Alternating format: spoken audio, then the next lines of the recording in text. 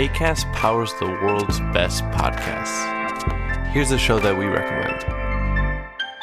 Introducing Marketing Vanguard, the podcast that spotlights CMOs and other C-suite leaders who are driving the ever-evolving advertising, marketing, and media industry forward.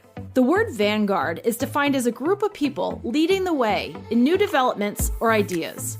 In these conversations, we'll dive into what's driving the decision makers of today to move the needle of some of the world's most exciting brands. We'll focus on one key idea or decision, why they made it, whether it worked, the ripples it set forth, and how it has defined the person as a business leader. Listen and subscribe to Marketing Vanguard wherever you get your podcasts. Acast helps creators launch, grow, and monetize their podcasts everywhere. Acast.com. In 3, 2, 1. 7 things you don't really need to know, but probably should. I'm Jamie East, and this is the Sunday 7. On today's episode, there are new laws on gene-edited food in England, Mammoth meatballs could soon be on the menu, and are you addicted to your phone? But first, it was on this day in 1877, the first human cannonball act was performed by 14-year-old Rosa Matilda Richter at the Royal Aquarium in London.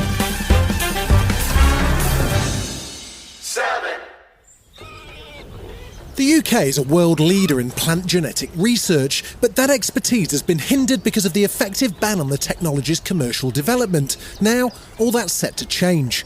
As of this week, a change in the law means gene-edited food can now be developed commercially. Supporters hope it's going to speed up the development of hardier crops that we'll need due to climate change, and a group of scientists have already grown gene-edited wheat that'll reduce the risk of cancer from burnt foods.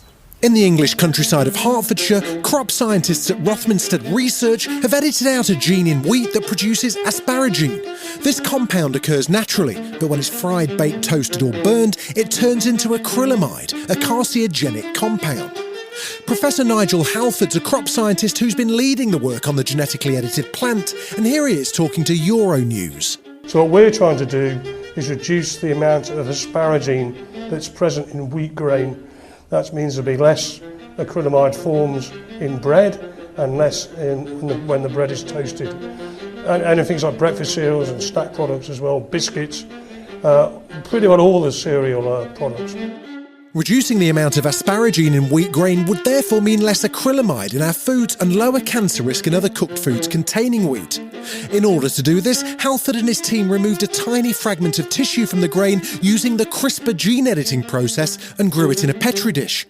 A gene gun was then used to fire DNA into the cells. This process removes genetic traits from DNA and differs from genetically modified foods. Consumers and most people, public would think about a GM plant is a plant with an additional gene in it, maybe from a different species. Gene-edited plants, once we've taken those aspects out, these plants have no additional genes in. These are edited plants, no transgenes in, no genes from other species, no additional genes at all. It's not a GM plant. So far, the trials have seen levels of both asparagine and acrylamide in heated flour halve. Whilst commercial production could soon begin in England, the Scottish, Welsh and Northern Irish governments are still to be convinced. Critics such as Pat Thomas of Beyond GM are concerned that gene-edited crops won't have to go through the extensive testing required of GM foods in the EU, which may result in toxins and allergens making their way into the food chain. The Chief Scientific Advisor for the Department for Environment, Food and Rural Affairs, Professor Gideon Henderson, however, is hopeful that the new rules will not only lead to better food production, but bring jobs and investment to England.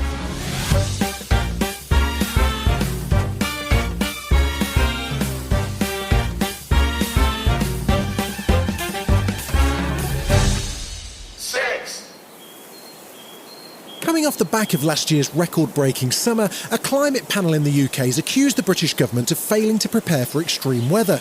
The committee, which submits a report to British Parliament every 5 years, says we're at a make-or-break moment. Here's Chris Stark, not him off the radio, but the CEO of the Climate Change Committee. There are key areas, so we're looking at, for example, the roads and infrastructure that the country has, buildings that we work and live in, key policies not in place to make sure that we're prepared for the hot temperatures, the fact that we have drought, the fact that we have wildfires, the fact that we have water shortages every year, the fact that we're experiencing this intense heat.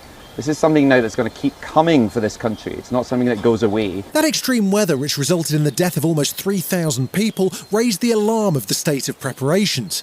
In their report, the Climate Committee pointed out key areas requiring action, including heat-proofing homes, stemming leaks from water supply pipes, reparations for flash floods and shortages of food. Criticism was also targeted at the ineffectiveness of data collected by the government. Despite this, Sam Frankhauser, Professor of Climate Change Economics at Oxford, said the nation's not really pushing for technological breakthroughs. What the UK and the world need now more than ever is concrete action. On the adaptation side, this is much more a question of tested processes, tested technologies, tested behavioural change. We know how to do flood protection. This is a matter of setting budgets aside and sort of making those infrastructure investments happen.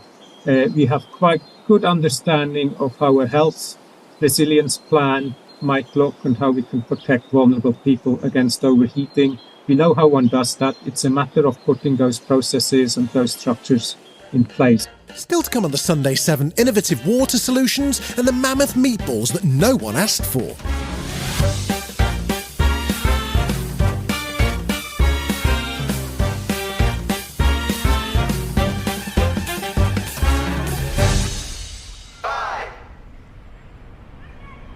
A Dubai-based company has come up with new ways to tackle water scarcity in the UAE. Sustainable solutions company Dake Reschsand has created permeable paving slabs made from desert sand that can retain rainwater. The collected water is then stored in underground honeycomb structures, the new urban model's being called a sponge city. The beauty about our storage, honeycomb storage, is that the water remains fresh for a very long period without use of electricity, without use of chemicals. And all the water which is collected, harvested and stored has to be used responsibly. That was CEO Chandra demonstrating his company's creative vision. For every dollar invested in a sponge city, it has a return of 4 times. Within UAE, we are dependent on desalination as a water source.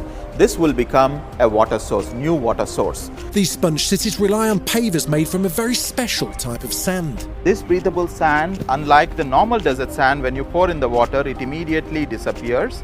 Whereas this breathable sand holds the water just like a plastic glass.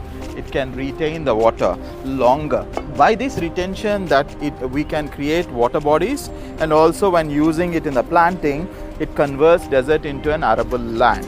With an aim to reach net zero emissions by 2050, the UAE is showing keen interest. Promising 80% water savings, Dake Reschsand says that the breathable sand technology could turn the Gulf state into a green forest.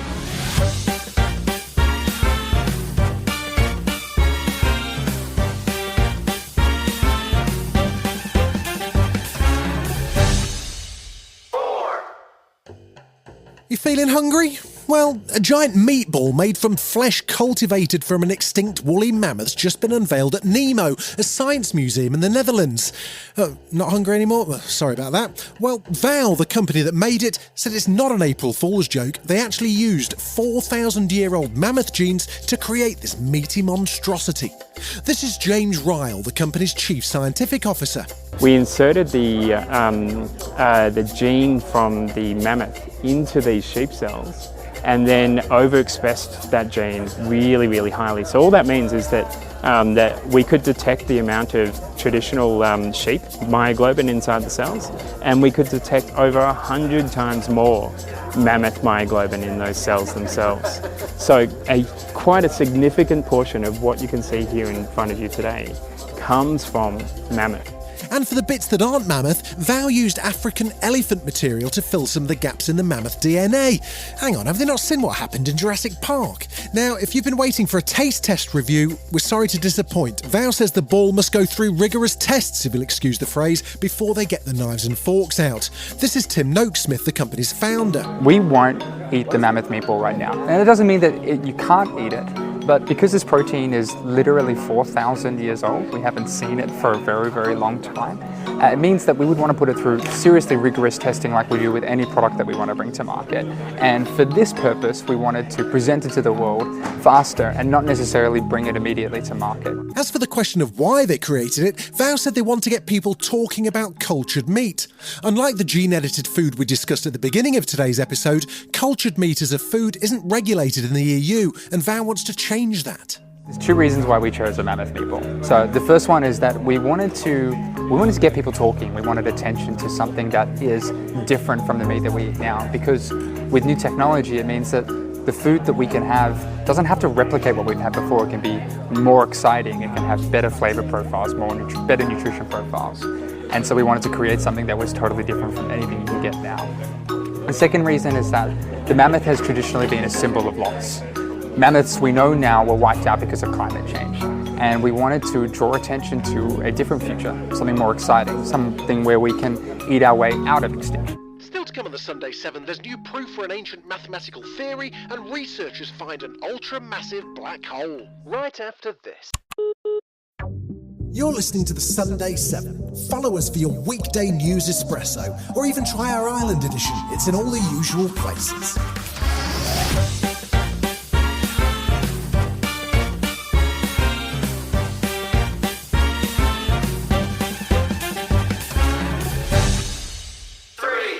Two New Orleans high schoolers have stunned mathematicians around the world by claiming they've found a solution to a supposed 2,000-year-old mathematical impossibility, proving Pythagoras' theorem by using trigonometry.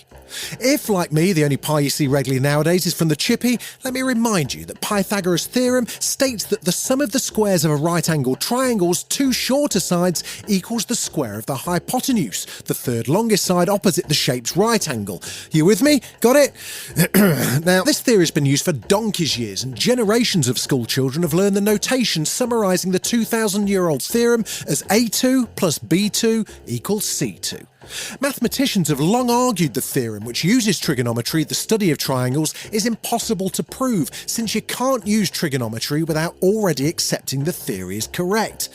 Goodness me. High school students Calcea Johnson and Nakia Jackson have flipped this assumption on its head, revealing their discovery of a new proof of the theorem and exciting new findings. They say they can prove the theorem using trigonometry and without using circular reasoning, which is when a person attempts to validate an idea by using the idea itself. Ms. Johnson told the New Orleans television news station WWL just how it felt to achieve this. It's an unparalleled feeling, honestly, because there's just nothing like it, being able to do something that people don't think that young people can do. The students recently gave a presentation of their findings at the American Mathematical Society Southeastern Chapter's semi-annual conference in Georgia. They might need to rebrand that, and unsurprisingly were the only high school students in the room. You don't see kids like us doing this. It's usually like you have to be an adult to do this. Ms. Johnson and Ms. Jackson are set to graduate from St Mary's Academy this spring and plan to embark on careers in environmental engineering and biochemistry. I, however, am going to keep counting on my fingers if that's all right.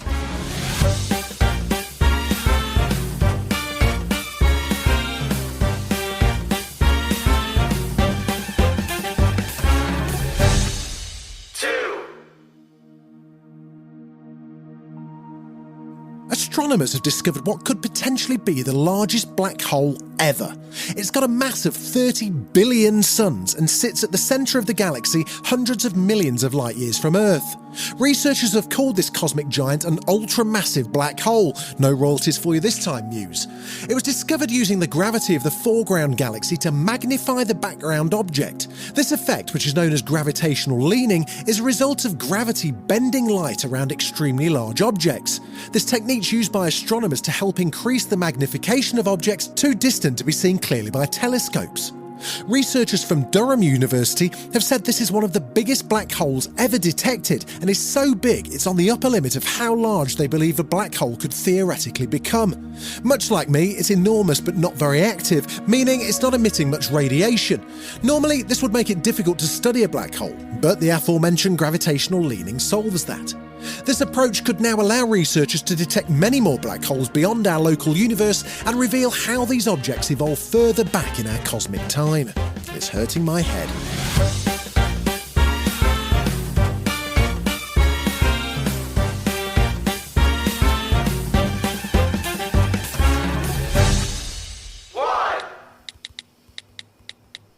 addicted to your phone? Could you imagine, leaving it at home when you run to the shops, or maybe even longer? If not, you may have nomophobia. So nomophobia it's a new word that's been coined to describe no mobile phobia. And it's the idea that a lot of us, in thinking about not having our phones, experience something like a phobia. And this is supposed to describe hundreds of millions of people today, and I'm sure that number is growing at the moment. This is Adam Alter, author of Irresistible, The Rise of Addictive Technology and the Business of Keeping Us Hooked.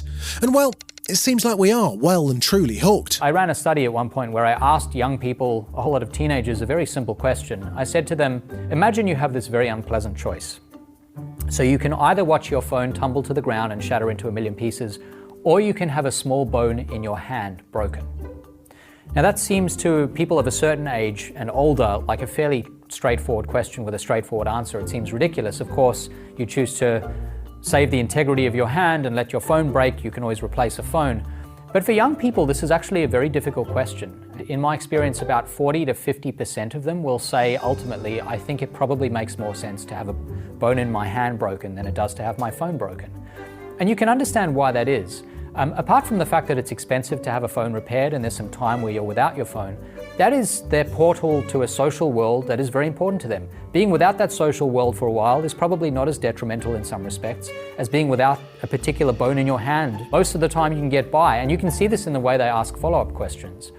So a lot of these teens will say to me things like, is it my left hand or my right hand? And the most important question, once I break that bone in my hand, can I still use my phone? Is it a bone that I need to be able to scroll on the phone? Because if it is, then that's no deal. But if it's not a bone that I need to use my screen, at least I can continue to use my phone during the time I'm healing. If people are willing to endure physical harm to keep their phones, that obviously suggests that this is a major issue. It's such an issue that some experts are now describing this behaviour as actual addiction. The definition that I like for behavioural addiction that makes the most sense to me is an experience that we return to compulsively over and over again because it feels good in the short run, but in the long run it ultimately undermines our well-being in some respect. So it can be someone who notices that over time their social relationships are degrading because they don't have consistent face-to-face contact with people. And that's especially problematic for kids who need time in that real face-to-face social world because that's where they develop all the competencies of being a social creature. The way to work out what other people are thinking, to share your feelings in a way that you want them to be shared, for other people to understand you, for you to make just the right facial expressions at just the right times. Those seem like obvious and easy to do things for most adults, but for kids it's very difficult to do that, and they take time to hone those skills. And so you need face-to-face time to do that. Now, if you don't have that, if you're spending all your time on screens because it's really fun to crush one more candy on Candy Crush or do whatever it is that you might be doing, you're not developing those long-term competencies and therefore your long-term well-being is degraded. This has been the Sunday 7. Wherever you're listening, do us a favour and hit the follow button. We'll be back tomorrow at 7 a.m. with the regular Smart 7. Have a great rest of your weekend. Written, produced and published by Daft Doris.